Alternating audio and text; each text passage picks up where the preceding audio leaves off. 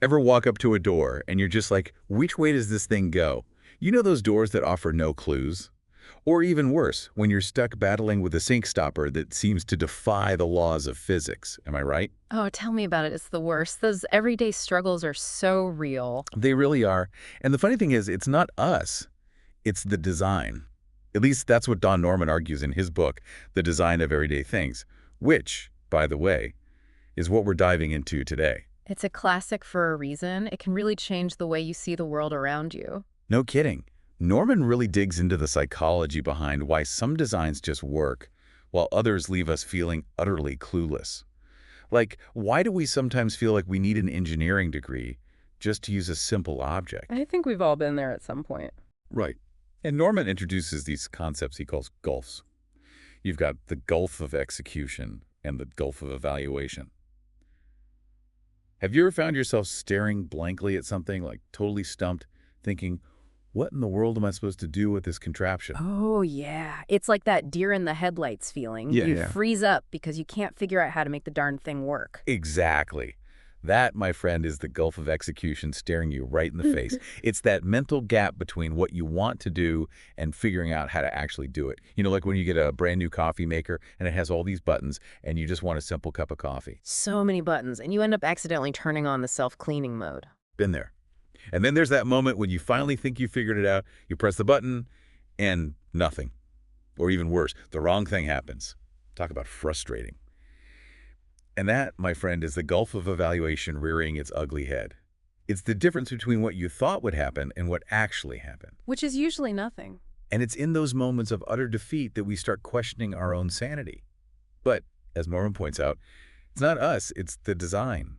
Bad design can make us feel incompetent, you know. He even calls it learned helplessness, which is basically a fancy way of saying we just give up because we've been conditioned to believe we can't figure things out. Which is such a shame because it's not our fault. Good design should empower us, not make us feel inadequate.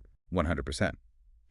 So how do we avoid those design disasters in the first place? Well, Norman gets into the nitty-gritty of how our brains actually interact with objects, you know, on a psychological level. And he lays it out in what he calls the 7 stages of action. Now, stay with me here because it might seem like a bit much at first. I mean, 7 stages just to flip a light switch, but trust me, it makes sense. 7 stages does seem a tad excessive for a light switch. I know, right? But Norman breaks it down really well. It's not like we're consciously thinking about each stage as we're going through our day, but it's happening in the background, you know? So first up, you've got forming the goal.